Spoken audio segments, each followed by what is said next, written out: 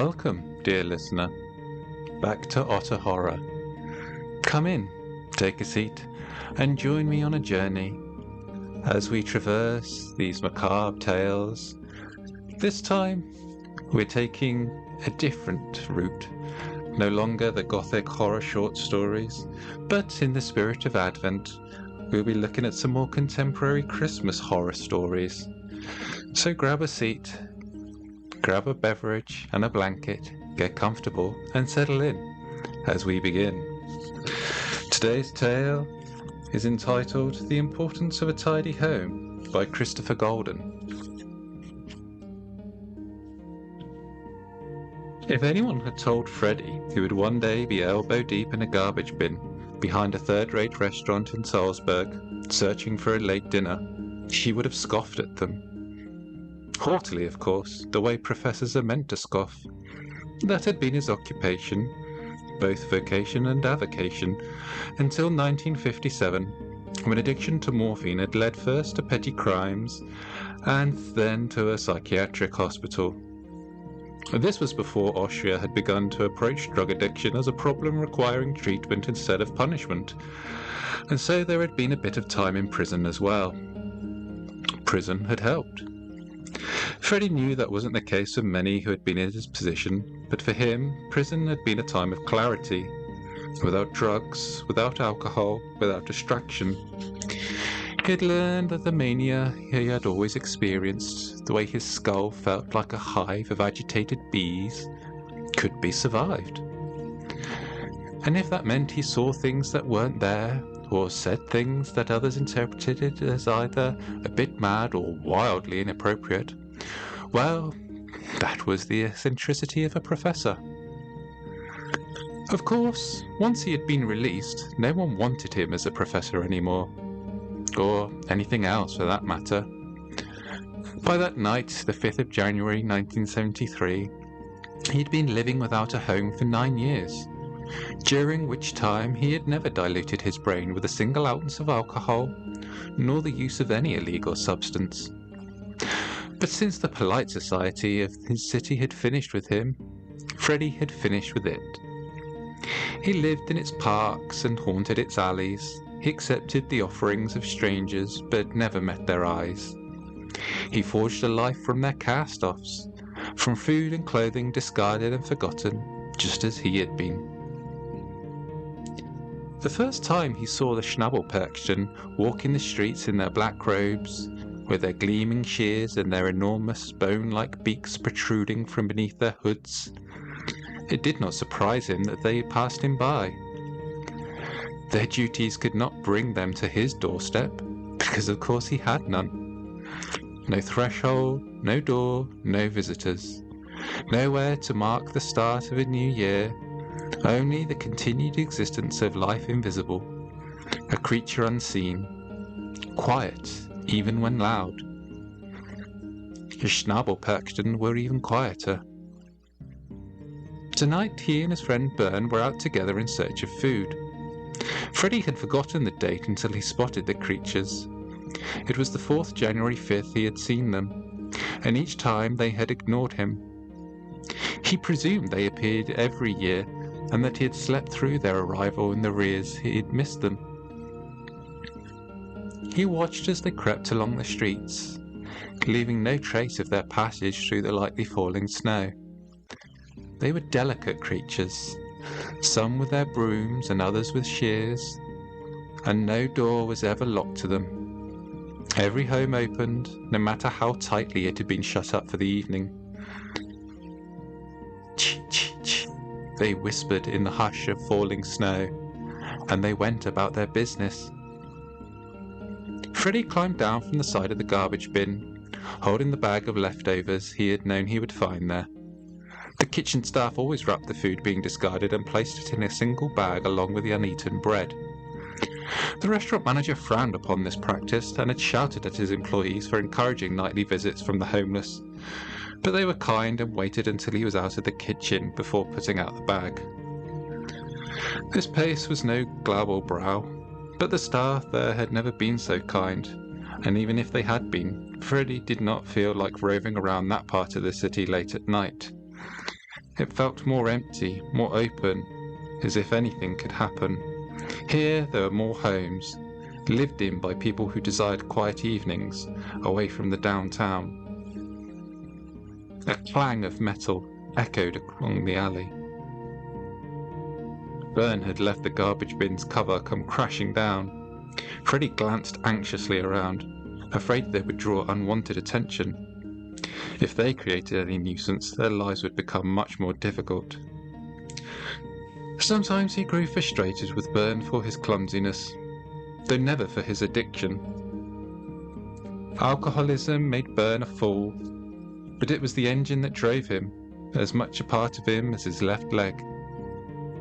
"Hush," Freddie said in German, more a plea than an admonition. "Don't be a fool." Bern did not so much as look at him.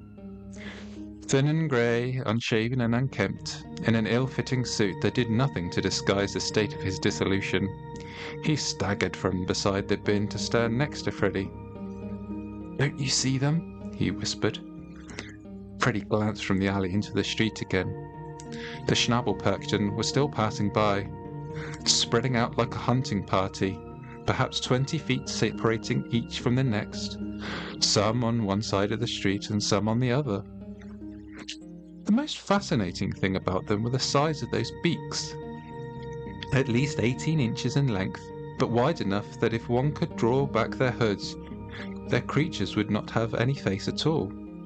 Or so it seemed. Only beak, the grey-white of bone.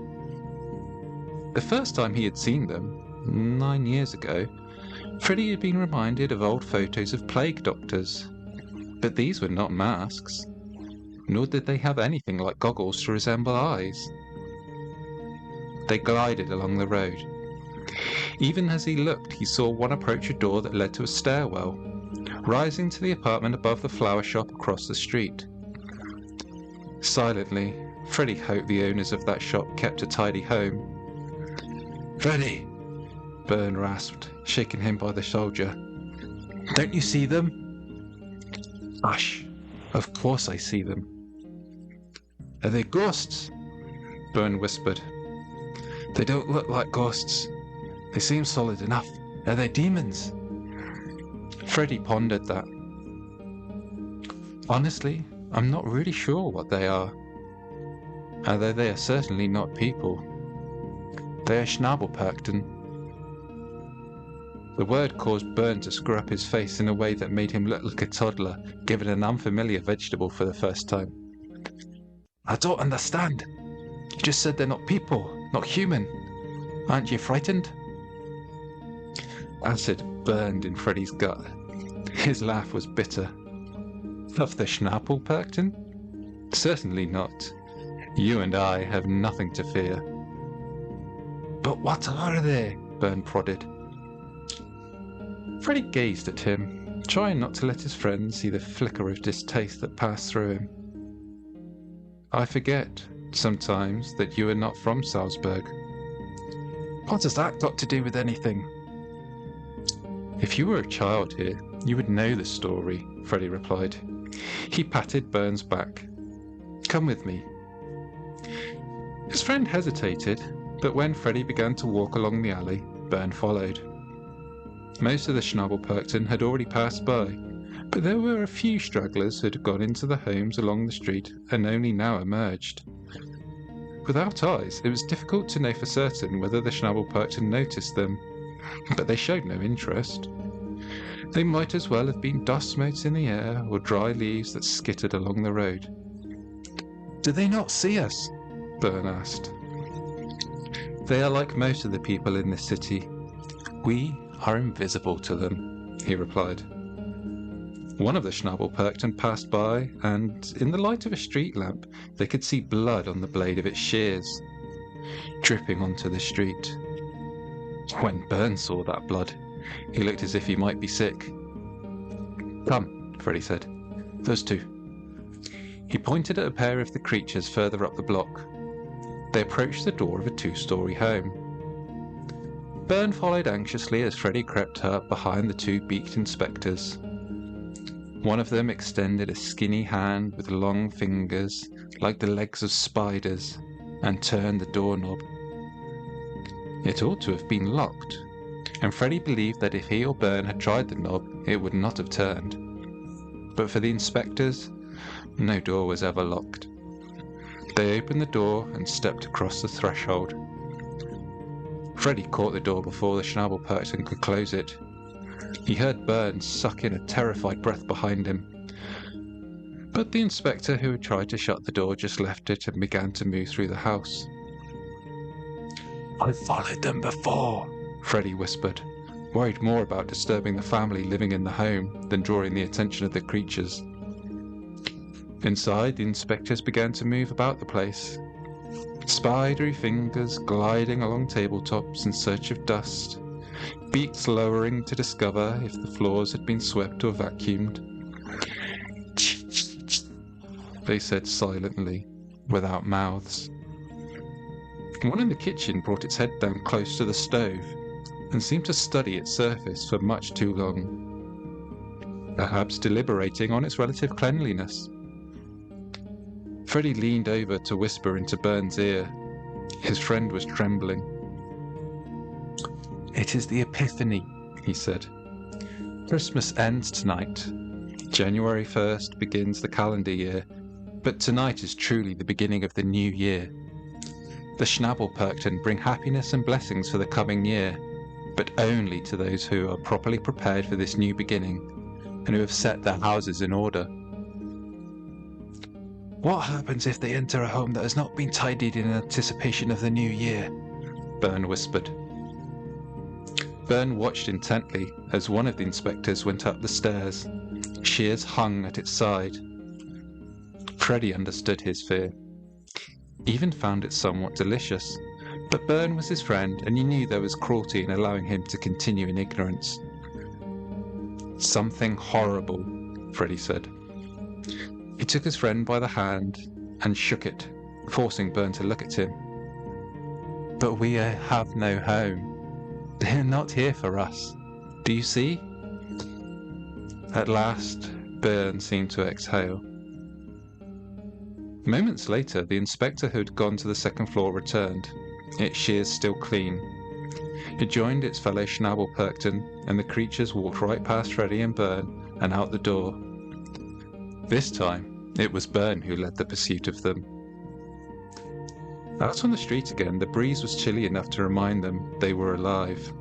Snow fell gently, a hush that felt like it made some sound just beyond the limit of their hearing, though it was only silence.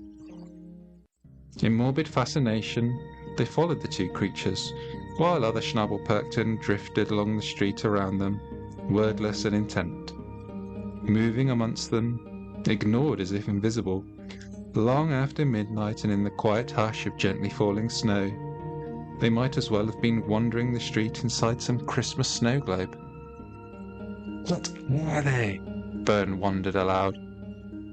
"Spirits," Freddie replied. It was the only word that felt acceptable. He had so many questions, but no real answers. The Schnabelperchten came out one night a year, which meant every other night they were somewhere else.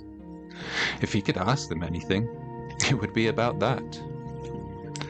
Schnabelperchten glided silently from building to building. Up along the road, Freddie saw others crawling on the outside of several taller buildings, cloaks billowing in the breeze as they slid open windows that should have been locked. One perched at the edge of a rooftop, scuttled to a domed skylight, opened it and vanished within, its beak leading the way. Somewhere, Freddie heard a baby crying. The infant's wail pierced the oh-so-silent night, and then abruptly ceased. He pressed his eyes tightly shut, forcing himself not to imagine the things his darker fears wanted him to imagine. They reached the house where the two Schnabelperchten they were following had gone inside. Bern turned the knob and the door opened. It had unlocked for the inspectors and remained unlocked, at least until the creatures departed. Bern did not hesitate now. He stepped over the threshold as if he had forgotten Freddie entirely. Too curious, too eager. Suddenly this felt too intimate. They were intruding on this quiet moment, their breath taken and held until sunrise, when the new year would really begin in earnest.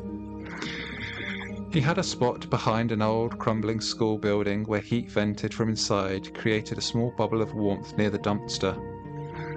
The roof's overhang kept the elements off his head, except on the worst nights, and he wanted to go back there now, to his spot. "Bern!" he rasped, trying to grab his friend by the back of his coat. But Bern had passed through the home's little entryway, where coats hung haphazardly on metal hooks. Too many coats, too few hooks, and 3 pair of winter boots were arranged along the wall. Not impeccably neat, but he thought they would pass inspection. Then he followed Bern into the living room, and he froze. Antlers hung from the wall above the fireplace. The room held an eclectic array of furniture, most of it threadbare and in mismatched floral patterns. A small black and white television stood on a side table beside a fat armchair. Magazines were strewn across the coffee table and piled beside the armchair.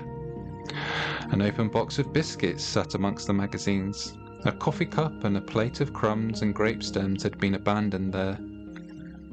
The entire room needed to be straightened, vacuumed, dusted, but the worst of it was a stink of cat urine and the litter box in the far corner, in front of an overstuffed bookshelf that looked as if the books had been stacked and piled by an angry drunk.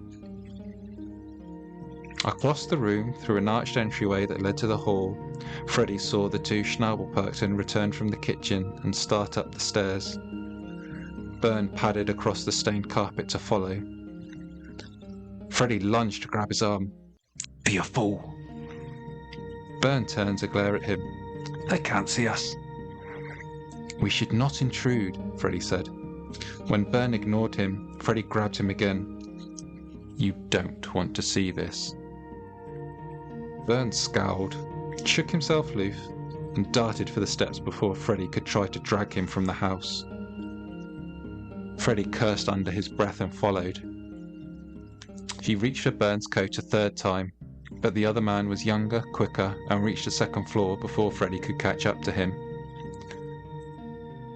The top step might as well have been a brick wall. This was as far as Freddie was willing to go.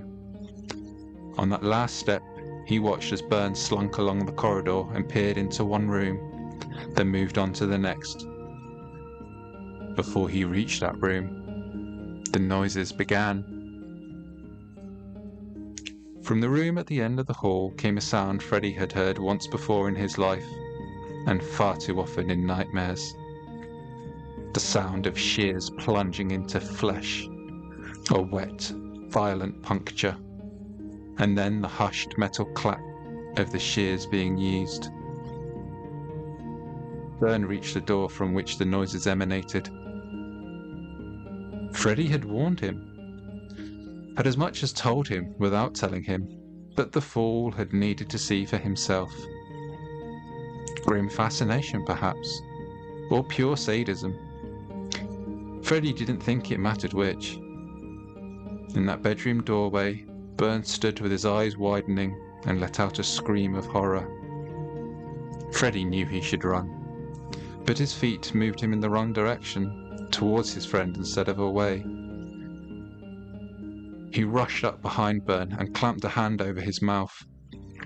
It muffled the scream, and a second later Bern went silent, perhaps realizing how foolish he'd been. "Quickly," Freddie whispered in his ear. "Let's go." Bern whimpered, but did not move. Freddie nearly dragged him, but in glancing up at his friend, he had a view over Bern's shoulder and into the bedroom. One of the Schnabelperchten straddled the woman on the bed, using its shears to open her from groin to breastbone. The whole room was in disarray, clothes piled everywhere, plates and cups on the nightstand. On the floor, the second inspector knelt beside the corpse of her husband. His guts had been laid open by the shears of the Schnabelperchten, and the creature had both hands reached into the dead man's torso, and now slid intestines out from his steaming insides, hand over hand, arranging them around the body with a kind of artistry. The Schnabelperchten disemboweling the man on the floor kept working, but the one on the bed had frozen in the midst of cutting, disrupted by Bern's scream. Shears in hand, it turned its eyeless, mouthless beak towards them, and Freddy could feel the weight of its regard, knew that despite the lack of eyes, the creature studied them. The dead woman's head lolled to one side. Perhaps she had not quite been dead, but now her sightless eyes seemed to gaze at the two men in her bedroom doorway as if accusing them, as if asking why they had not stopped this, why they did not step in, even now, to prevent further evisceration and desecration that would unfold here. Freddy held his breath, telling himself that none of this was his fault. These people had been comforts that had been beyond his grasp for years. They had heat and running water and a roof over their heads. They had quiet nights in which they could pretend the rest of the world did not exist. They had food to eat, and they'd had each other. He told himself they must not be from Salzberg, or they were jaded young people who did not believe in the old stories. He told himself perhaps they had been unpleasant people whose neighbours and friends did not care for them enough to warn them, to teach them the importance of a tidy home. "Freddy," Bern whispered, his voice cracking. The hooded Schnabelperchten tilted its head, its focus more intent. "Ch-ch-ch," it whispered, with no mouth. Freddy backed away from the bedroom doorway, tugging Bern with him. The moment they began to retreat, the Schnabelperchten on the bed returned to gutting the woman, no longer interested in the witnesses. Hauling Bern behind him by the wrist, Freddy bustled down the stairs and out the front door. It clacked shut behind them, the noise like a whip crack in the night. The snow fell thicker and heavier now, and the creatures on the streets moved like ghosts, their soft chee-chee-chee carried on the wind. Instinct sent Freddy down a side street. A Schnabelperchten emerged alone from a doorway, gore dripping thick and red from its shears. Its beak did not turn towards them, but it stood in statuesque silence as they passed. "Where are we going?" Bern whispered, voice cracking. "My spot," Freddy said, as if it were the stupidest question in the world. Bern twisted his wrist free and stopped, there in the quiet of the Epiphany night. "Too exposed. We need to hide." For the first time, Freddy saw the tears in his eyes, the wetness of his cheeks, red from the cold. He wanted to tell Bern they had nothing to worry about, that they had no homes and therefore were in no danger. But he had not liked the way the creature inside that second house had noticed them, looked at them, if it could be said to look at anything. "Where then?" Bern wiped at his tears. He hesitated a moment, as if making a decision, then waved for Freddy to follow. With Bern leading the way, they jogged along the street, then through a side alley, along an old stone wall, then behind an ugly, no-frills hotel. Through a gap in the fence behind the hotel, they emerged in the lot of a used car dealership and auto body shop. The pavement had cracks everywhere, weeds growing up between them. Freddy looked back through the gap in the fence and felt a ripple of relief. There was no sign of the Schnabelperchten. "I think we're okay," he said. "This way," Bern replied. He led Freddy to the other end of the car lot. There were junkers back here, probably any use of parts. Bern brought him to an ugly grey Auto Union station wagon from the late 1950s, tucked between the shells of cars in even worse condition. Rusted and dented, the windshield covered in snow, the wagon was otherwise intact. The tyres sagged like an old man's belly. Bern opened the driver's door, head low, and gestured for Freddy to get in on the passenger side.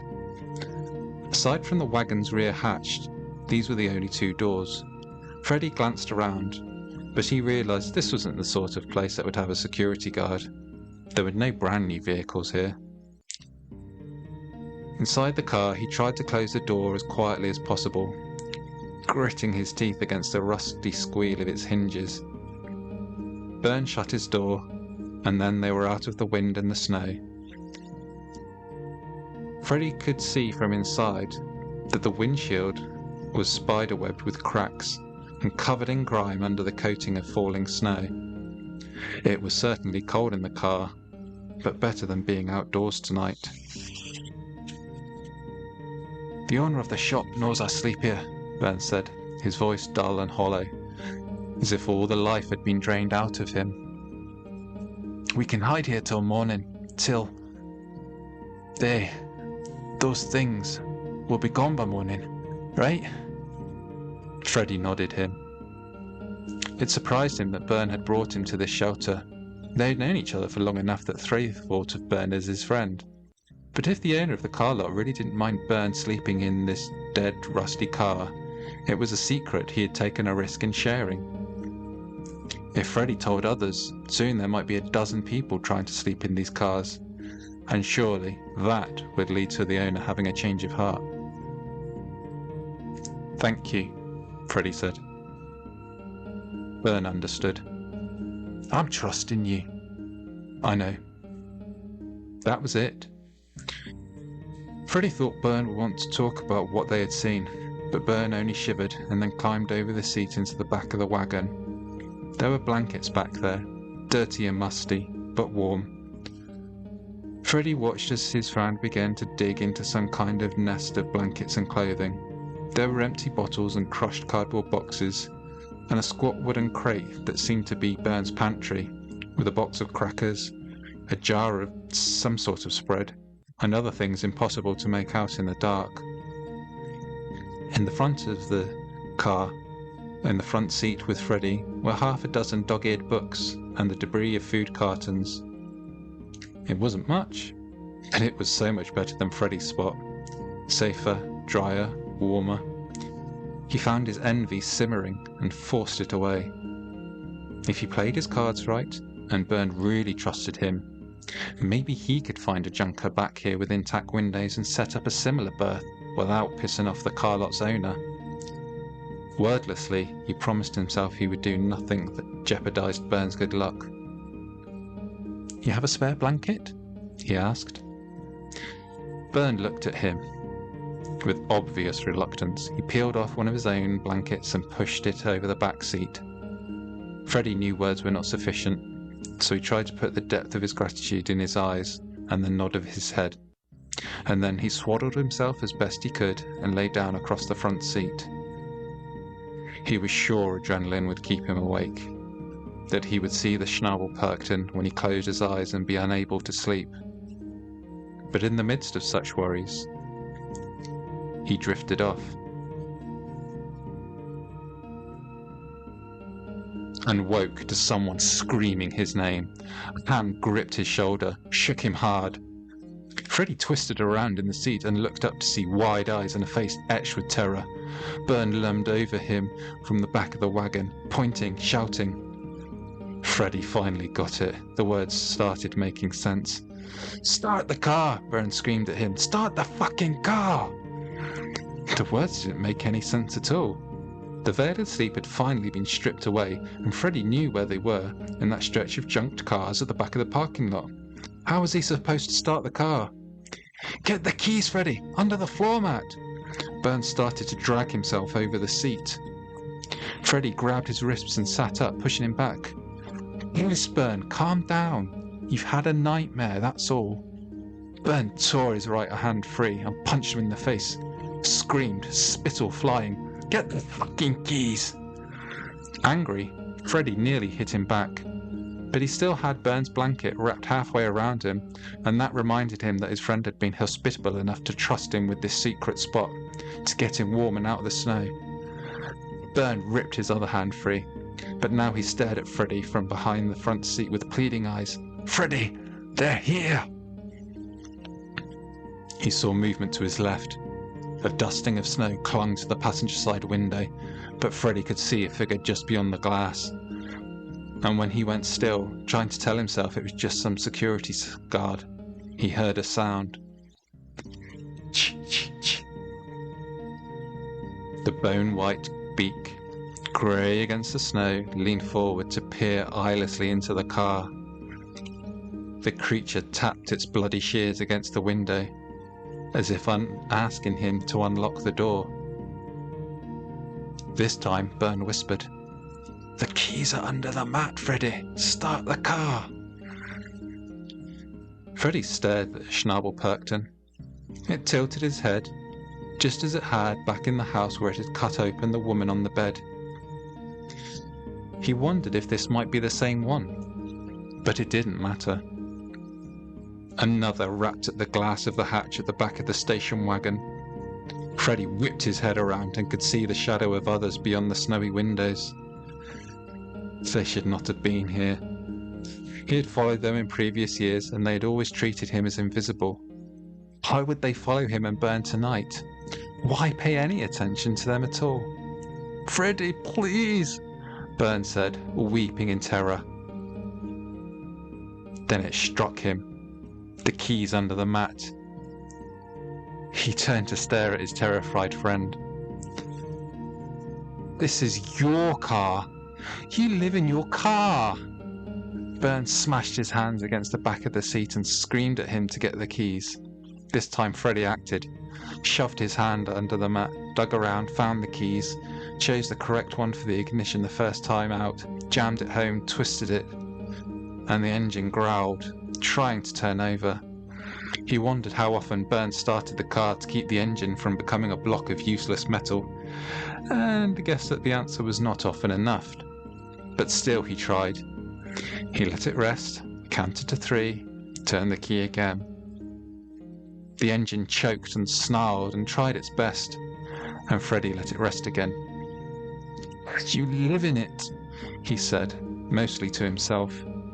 He glanced around at the debris of meals, of life, the dirty blankets and dog-eared books, takeaway boxes stealthily donated by restaurant staff at the end of the night. Byrne lived in his car. It was his home, and it was an utter mess. The rear hatch of the station wagon clicked and opened, letting in a gust of frigid air and a swirl of snow.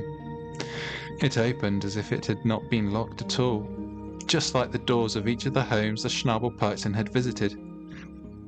Freddy glanced in the rearview mirror as Byrne screamed a different sort of scream. This one held as much sorrow as it did fear. One of the Schnabelperchten bent and thrust his arms and beak into the back of the wagon, grabbed Byrne by the legs. "Ch-ch-ch," it said. Byrne screamed and reached out, shrieked Freddy's name, cried for help. In the moment before, the thing dragged him out into the snow. Perhaps Freddy could have caught his arms in time and given the Schnabelperchten a fight, but instead he turned the key in the ignition again, coughing, growling, not starting. Freddy began to cry. Out the window on his side of the car, another of the things leaning close to peer at him through the snowy glass. On the passenger side, the first one he'd seen grew impatient and simply opened the door, the lock notwithstanding. Freddy turned the key. The engine roared to life. The Schnabelperchten at the passenger saw bent its head and reached across the seat towards him. Ch-ch-ch. Freddy ratcheted the gearshift into drive and hit the gas. The car hitched once and then surged from its place amongst the junkers. The creature inside the car snagged his jacket, but then the open passenger door struck the rusted shell of an old Volkswagen. The door slammed on the Schnabelperchten. Its cloak caught on the rusted, twisted bumper of that Volkswagen, and the Schnabelperchten clawed at the front seat of Byrne's car before it was dragged from the vehicle. With the passenger door still hanging open, Freddy could hear Byrne back amongst the junkers. He did not glance in the rearview mirror or try to look over his shoulder. The hatch at the back of the station wagon remained open, and he might have seen what they were doing to his friend, might have seen those shears employed in their gory work. Hands locked on the steering wheel, he drove through the snowy parking lot. The tyres were so low that they were nearly flat, and he didn't know what that might mean, how far he could get in this weather on those tyres. So he drove. He clicked on the windshield wipers to scrape snow off the cracked windshield. They worked, but poorly, and not well enough to keep him from smashing into the front end of a used Mercedes proudly on display near the front of the used car lot. The Mercedes banged aside and Freddie kept going, shaken, headed for the front gate. The impact shattered the windshield. Splinters showered around him, and he raised one eye to shield his eyes. When he lowered that arm, face dotted with little specks of blood and glass, he was stunned to find the car still moving. His foot had come off the gas, and now he floored it again, twisting the steering wheel, heading for the river. He needed to get away from Salzberg, away from the Schnabelperchten. As he drove, he saw them in the falling snow. They emerged from row houses and apartment buildings, some of them watching him go in silence, their heads swivelling to follow as he passed. The car had been Bern's home. Did they consider it his now? Bern was dead and the car was in his possession. What were the rules? Did they need to kill him simply because of what he had seen, or simply out of spite? Would they let him go? The engine coughed. He wondered how far the car would get him, how much gas might be in the tank. If he could put the river between himself and this group, he thought he could escape the city before they caught him. How far would he have to go before he was beyond their reach? One of the headlights had shattered when he hit the Mercedes, the other was weak. Snow and wind buffeted him through the broken windshield. But he saw 3 Schnabelperchten in the street as he approached one of the bridges across the river Salzberg. Which bridge was this? The Lena, maybe? In the snow it was hard to tell. And were there figures drifting across the bridge in the snow? Were they dark-robed creatures with bone-white beaks? Freddie thought they were. The engine coughed again. The car isn't mine, he wanted to scream through the broken windshield. I don't own it, never sheltered in it. His only home was the city itself. Not only the city, but all of Austria. His home was the sky and the ground below. His home was the whole of the world. The world might be anything but tidy, but it might be unseen and brutal and unforgiving with all the mess and ruin the human race produced. But he could not be to blame for that.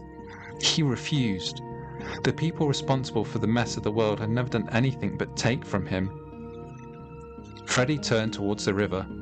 The old car jumped the curb. The impacts would have blown those half-flattened tyres, but for the snow providing a cushion. He popped open the driver's door. Its rusty hinges shrieked. He took his foot off the gas and let the car roll down the embankment. Freddie hurled himself from the car, hit the snow and tumbled 20 feet. Heart thrumming, he struggled to rise to his feet, but once up he managed to remain standing. The old rusted, dented auto-union wagon plunged into the river, bobbed for a few seconds, and then the river poured through the broken windshield and the car began to drown.